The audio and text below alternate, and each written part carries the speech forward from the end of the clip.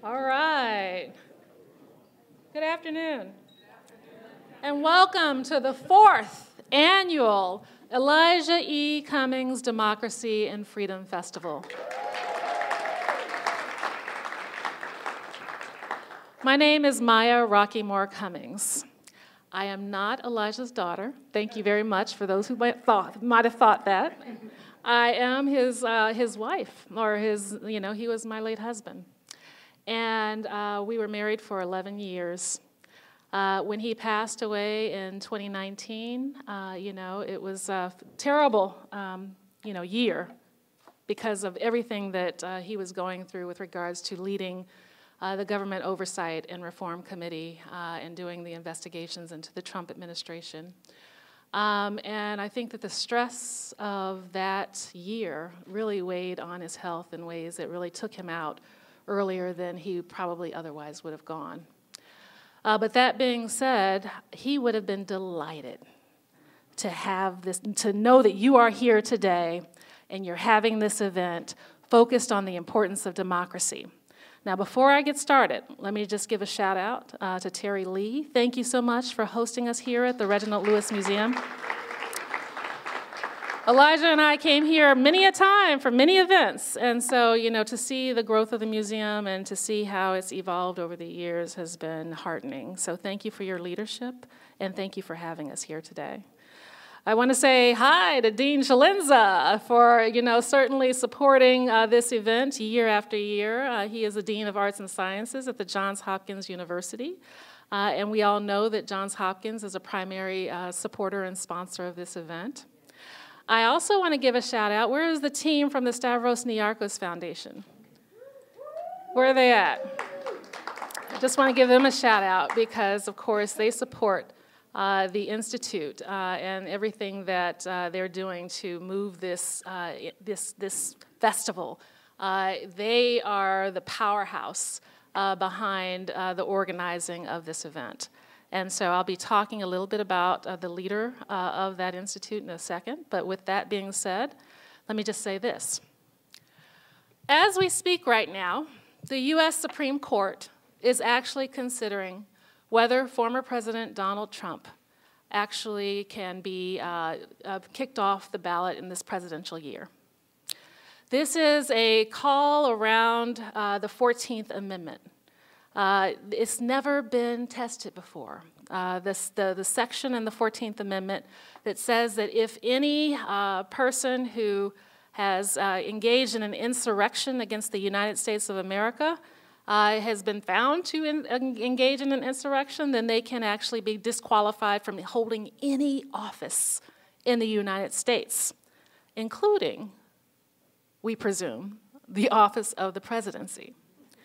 And so I think that it is important that we understand that we are here in this room talking about the importance of democracy and civic education, while a very, a path-breaking decision is being actually argued before the U.S. Supreme Court. Now, just to get a touch of the history of that 14th Amendment, it was not actually passed, it was not a part of the original articles of the U.S. Constitution. The founders or the framers did not actually include or did not think, even though they considered, having tyrants in the leadership of the government and how you would offset frame the government in a way that can offset the power of a tyrannical leader. They did not actually consider preventing anyone who had engaged in an insurrection from actually holding office. The 14th Amendment was actually passed in the year 1866 and ratified 2 years later. Does anybody know why it was passed in 1866? What? Okay, so the secession states, 100 years before we ever held a January 6th commission, there was a commission that the U.S. Congress convened around the secession states, those states that chose to actually fight on the part of the Confederacy during the U.S. Civil War. And even though they were vanquished in the U.S. Civil War, what happened afterwards was incredible and frightening. Basically, they took it upon themselves to actually launch a campaign of harassment and terror against not only people who are formerly held as slaves, but also any white people who actually supported the notion of integrating people formerly held as slaves formally into society. And so the US Congress at that time, in the thrall of and being led by a group called the Radical Republicans, who were pro-human rights, who were pro-embracing of the notion of providing for people formerly held as slaves. They basically passed a series of amendments, and the 14th Amendment was one of them. So that amendment was passed because they could envision leaders potentially trying to actually overthrow the United States government, and that's why it was passed. So with that, I just want us to make sure that we are understanding our history and why we must always strive to protect and defend democracy, because we are supposed to be a country of laws. And when you have laws, you are supposed to actually rule by them. And certainly I hope that the Supreme Court does that today. So let me just talk a little bit about the inspiration for the festival. 4 years ago, when the January 6th event happened on Capitol Hill, and I am going to call it an insurrection, 2 weeks later, I actually convened the very first ever Elijah E. Cummings Democracy and Freedom Festival, because I knew to my core that this is what Elijah would have wanted. And we held it virtually because we were in the midst of COVID. And Nancy Pelosi was our keynote speaker. It was great. And thanks to certainly the president of Johns Hopkins University, who agreed to take this on. It's now 4 years later, and we're still continuing. And so I'm happy to see everybody here today. Let me tell you a little bit about Elijah. Elijah, at a very young age, cared about people. I mean, literally, in grade school, he was a part of the safety patrol because he wanted to make sure that kids crossing the street were safe. He, ran for student body government in high school, became student body president at City College. Any City College grads here? He went on to go to Howard University and became student body president at Howard University and graduated Phi Beta Kappa there. And then went on to the University of Maryland Law School, where it was a point of pride to his family that he was at the University of Maryland Law School, because for years they paid taxes to the state of Maryland, and yet African Americans could not attend the University of Maryland Law School because of discrimination against blacks. And so Elijah was among the first cohort of African Americans who actually were admitted into the University of Maryland Law School, and he graduated on time. He liked to always say that I passed the bar in the first round. And not only did he pass the bar in the first round, but then he held a clinic for other law students to help them pass the bar too in the first round. So, Elijah was all about law and order. He was all about our government. And certainly, we're happy that we're able to recognize him like this. I just want to say that, he knew the importance of civic education and public service, and he knew that it went hand in hand. And so I'm very pleased that today's, events will speak to the importance and the link between these two very, very critical, points. We are living in a time where people do not have civic education, and they certainly don't have applied civic education. They're not learning it in schools, and they're not learning how to apply it through action in their communities. And so as a result, we're vulnerable as a society because we have a lot of low information citizens and residents who don't know how to use their voices for great and maximum impact.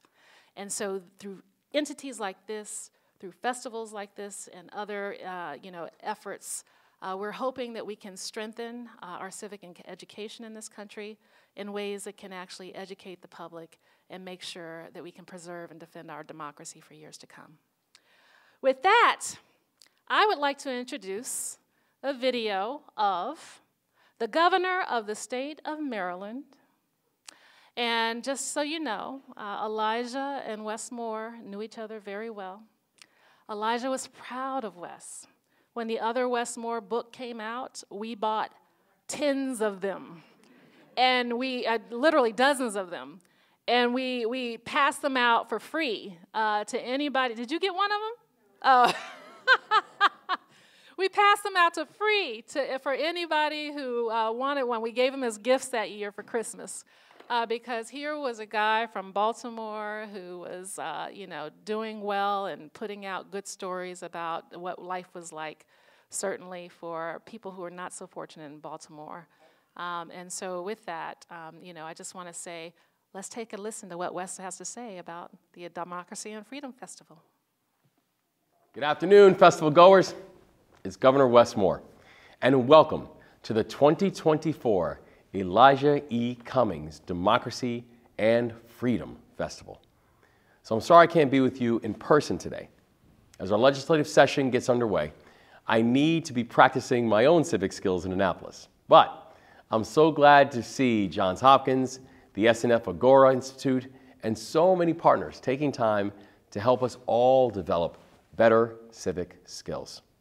I often say service will save us. I believe in this time of political divisiveness, service will help us move our state and also our country forward.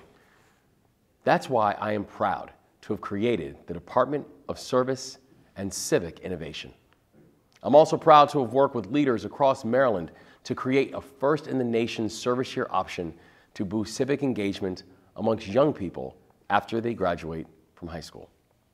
Service and education are two causes my friend and mentor, Elijah Cummings, deeply, deeply believed in. Having overcome struggles in his own educational journey, he found glory through education.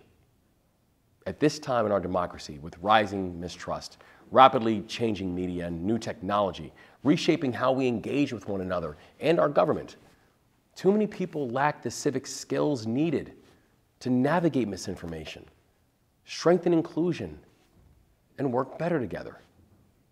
Our nation's at a crossroads, and we need the tools to pick up the right path forward. And that's why what you're doing is so important. If we can change how we educate and equip our citizens, we can change the course of our country and our democracy. So I hope you can spend today sharpening those ideas, bringing them to life through your work in the days and the years ahead, because it is time and we need you. So thank you to the Reginald F. Lewis Museum for hosting this festival, to my friend Maya Rockymore Cummings for her vision in creating it, and to SNF Agora and their director, Hari Han, and the entire Institute for carrying this vision forward. And thank you to all of you for taking up the twin causes of democracy and freedom, because we need your voices now more than ever. Bless you, and thanks.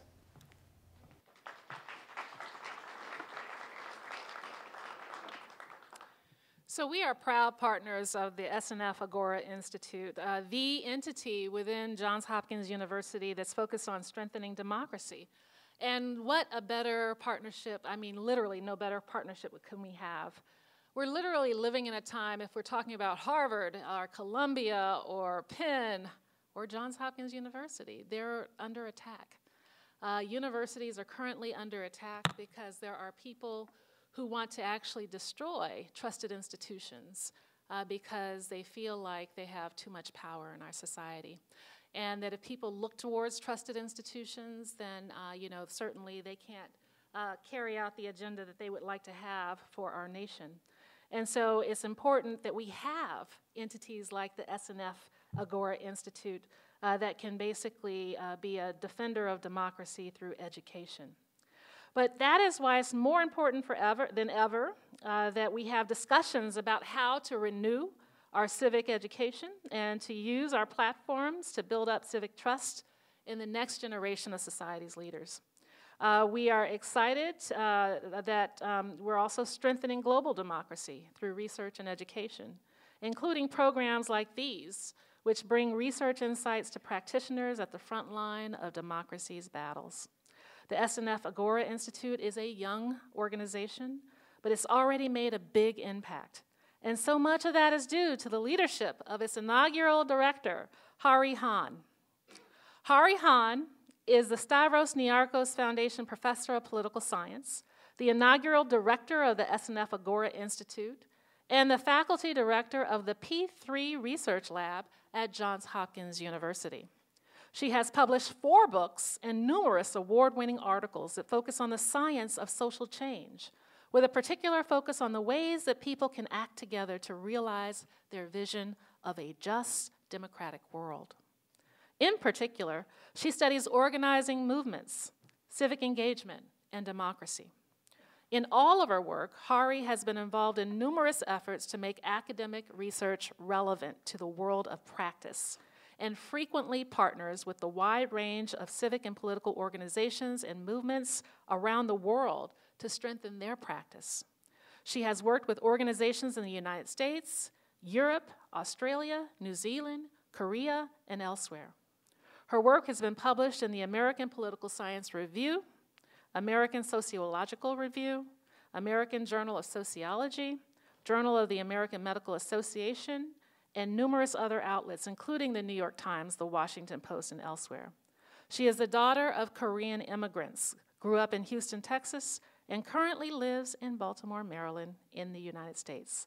Please join me in welcoming Dr. Hari Han to the stage.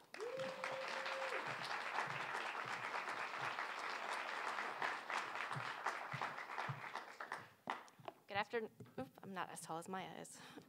Good afternoon, everyone. Thank you so much for that kind introduction, Maya. It was really great to frame the day that we have together.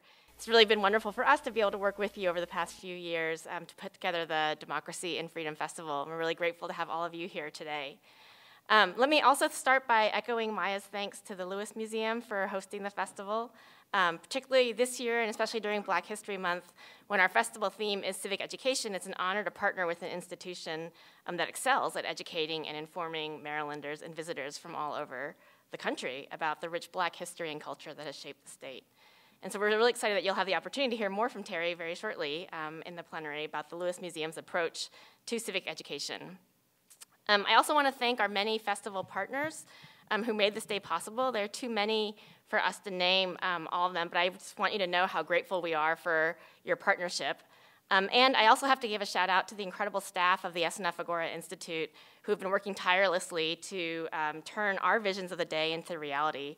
Stephen Ruckman, Young Song, Louise Flavahan, Lydia Garris, Kelly Milo, Cara Piccirilli, Mary McBride, and Eileen Snyder. I'm not sure, you guys are all over the place. You may not even be in the room, but just really want to thank you because we're so grateful for all the work that you have done. And of course, this day would not be possible without the founding generosity of the Stavros Niarchos Foundation, which makes all the work that we do at the Institute possible. I mean, they couldn't be better partners to us. So for those of you who don't know about the Institute, the SNF Agora Institute is an academic and public forum at Johns Hopkins that is dedicated to strengthening global democracy by improving and expanding civic engagement and inclusive dialogue and supporting inquiry that leads to real-world change.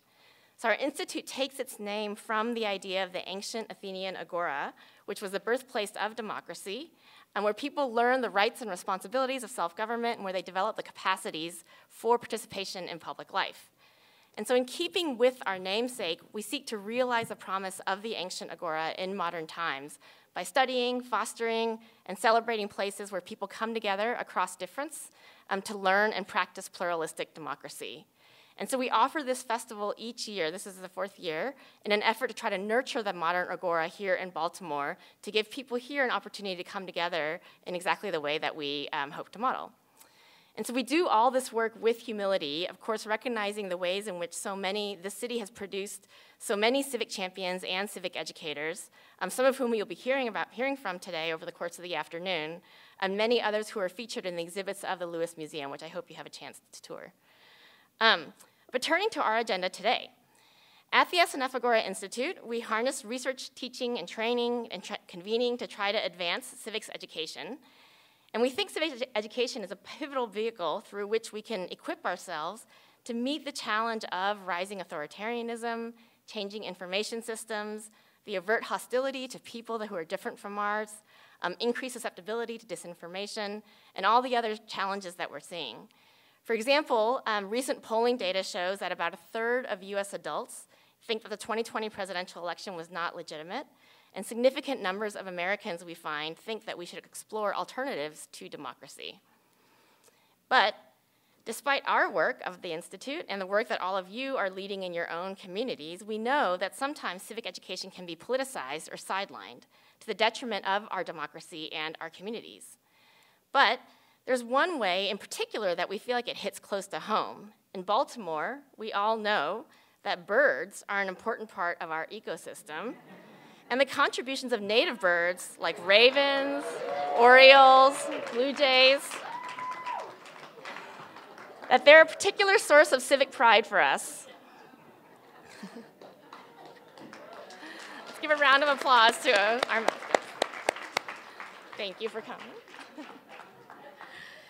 All right, but now, just a minute now, I hear there's a movement spreading like wildfire across the country that claims we shouldn't even trust birds. Take a look. Look at the video. Since the Eisenhower administration, the U.S. government has been committing genocide on the entire bird population and replacing these birds with sophisticated robot replicas.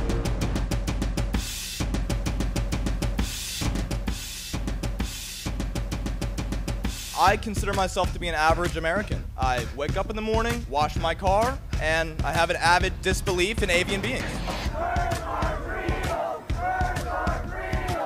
The group believes all the birds in the United States have been killed by the government and have been replaced by government drones used to spy on the American people. They actually have protests. They don't even like Twitter, whose logo is a bird. Here are some of their followers outside the company's headquarters in San Francisco. Birds aren't real.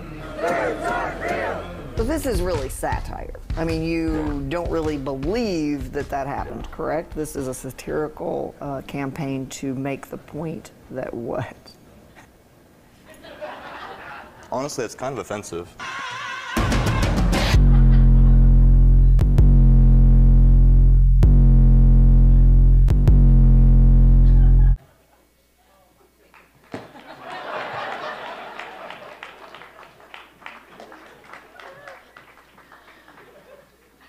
All right, we've angered our mascots. But what can we make of this? So we can't just dismiss it out of hand. And so at the SNF Agora Institute, we thought, in the spirit of open inquiry, that we should invite the founder of the movement to come and explain what he thinks is really going on.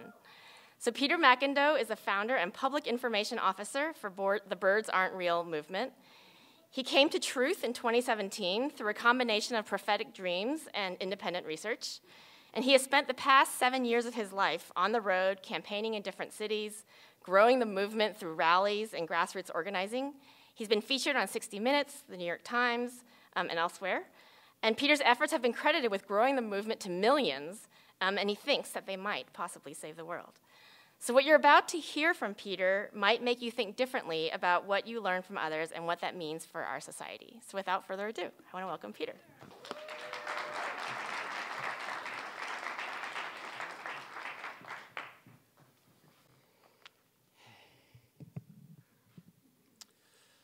Hey, everybody.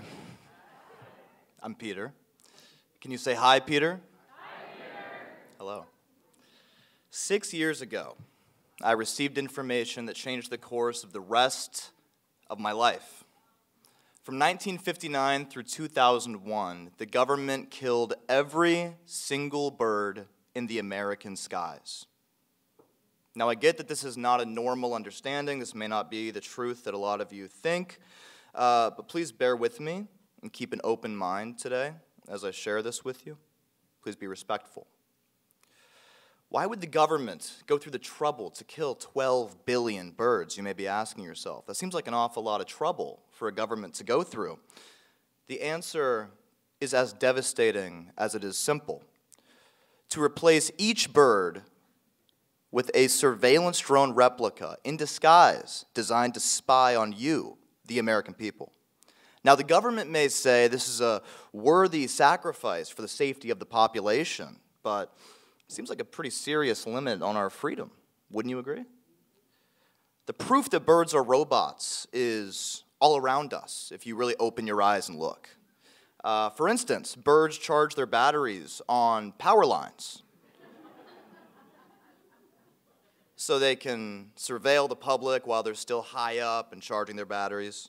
They also track civilians' cars using a liquid tracking device. You ever wonder why birds poop on your car? you want more evidence? I can go all day up here. Who here has ever seen a baby pigeon, by a show of hands? Wow, very few of you. A couple liars in the front row, though. There's a reason for that. It's because they come out of the factory as adults. There's no organic growth. Where are all the babies? There's millions of the adults.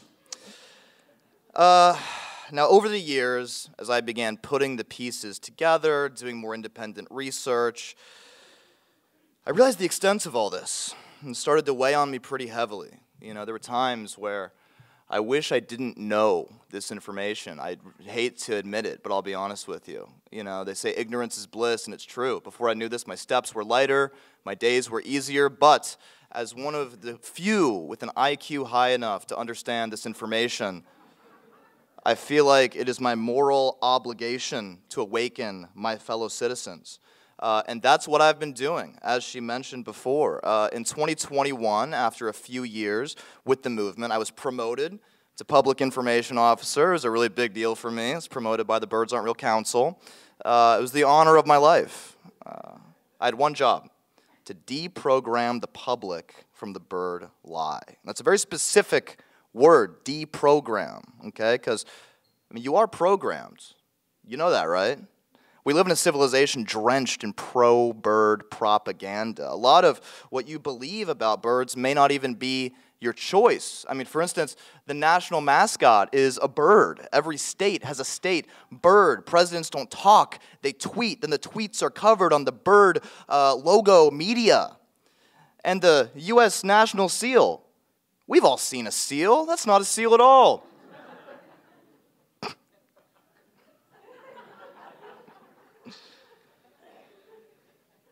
Now, once you start seeing it like this, it really all starts to unravel.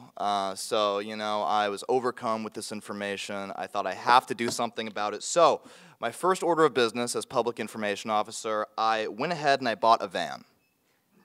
I bought a van and I plastered it in decals. I wanted to turn the highway into an information highway. And that's what I did. We drove all around the country, maybe to every major city in the U.S., not only holding rallies, but trying to reach the local population. You know, we tried to put up some billboards in most cities we went to. I spent my life savings putting up billboards exactly like this one. And as we were doing this, you know, the government sent intimidators to try and detract us from our mission. You can see them right there. Right there, if you look closely. We went to this, you know, cities where the movement was already strong. We had a boots-on-the-ground operation called the Bird Brigade, full of thousands of members. They ran their own local chapters, holding their own local rallies. So, for instance, we went to San Francisco to a certain evil company's headquarters to protest their pro-bird logo and demand that they change it. This attempt was successful. They did change the logo. Let's clap. There we go. Thank you. Thank you. Just doing our duty to the American public. We also brought out 500 people to the CNN headquarters to demand fairer coverage for bird truthers on air. We said for every person that believes in birds on air, there's got to also be a person who doesn't believe in birds. We didn't win that battle. We did not win that battle. Then just last year, we gathered 2,000 people in Washington Square Park to protest the pigeons in New York and demand that Eric Adams shut down every single one. Here's what that looked like.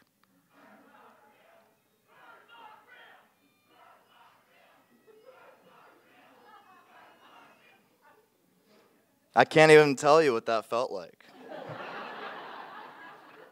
I was standing on top of the van, taking that video, thinking, this is so beautiful. Just an ocean of truth overflowing into the streets of the nation. It was one of the most beautiful things I've ever seen. Okay, let me start this talk over. I do not actually believe that birds are robots. Surprise, the cat's out of the bag.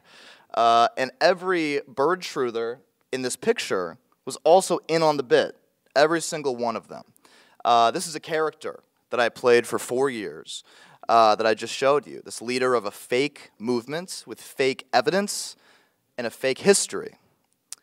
Our goal was to convince the country that our satirical movement was a real one, and to test how easy it was to get the media to believe in something and report on it. To do this, I played this character over the course of years, and we went above and beyond. We hired an actor to play an ex-CIA agent confessing to the crimes. He'd been overcome by guilt all those years. We wrote hundreds of fake emails that we sent to the media about a crazy email leak called Poultrygate that came out of the Pentagon exposing elites and A-listers, you wouldn't believe it, in the government plot. It didn't take much to convince the media.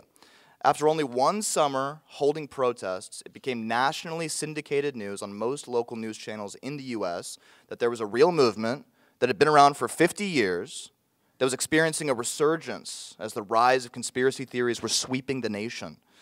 It was being led by a radical, young, new leader. Me. At this point, I decided it was time to come out of character, as I'm seeing most news stations in the country report on my fake movement as a real one. I just wanted to make sure it didn't snowball into anything it wasn't supposed to. So, in 2021, I broke character and revealed the movement was a farce on the front page of the New York Times. Okay, allow me to reintroduce myself one last time. I promise, the last time. I'm Peter. Can you say hi, Peter? And do a formal restart. Now, some of you may be asking yourself, what could possibly have happened in this man's childhood to cause him to spend 6 years of his life driving around the country telling people birds aren't real? And I'd like to give you some background on myself real quick. I grew up in Little Rock, Arkansas. I was homeschooled, sort of on the outskirts of town in almost a cult-like fringe community. It was hyper-religious, very conservative, and almost everyone I knew believed in some form of conspiracy theory nearly as outlandish as this here. I remember during the Romney-Obama election, a theory swept through the community that Obama was the Antichrist. That doesn't sound like good news, right? They thought microchips were in the vaccines and had a theory that the Common Core school system was brainwashing the youth into believing more liberal ideas. So, as you can imagine, when it came time for me to play a conspiracy theorist, it wasn't the hardest thing for me to snap into. During the years in character, I used the same cadence, the same arguments, and the same logic as those I grew up around. I just swapped in the theory with the fact that birds are robots. I was dedicated to playing this character as convincingly as possible, as method as I could. So I spent sometimes days in character in that van that I just showed you right there, and found, strangely enough, that you can learn a lot through being in another person's shoes. During these years, I would spend a lot of time out in public, in front of the van. I'd usually have a cowboy hat on, a suit, kind of a uniform, you know. I'd be passing out flyers that said easy-to-understand taglines to spread the idea. Like, we had one that said, "Bird watching goes both ways." We had another one that said, "If it flies, it spies." Not bad, right? Not bad. And as I would be handing this out to people, you know, I spent years doing this. I had countless interactions with strangers who did not know I was joking. And it sort of turned into an accidental social experiment where I could see how the public treats the people on the fringe conspiracy theorists in our society in the parking lot. And people would walk up to me countless times with pure disdain on their face.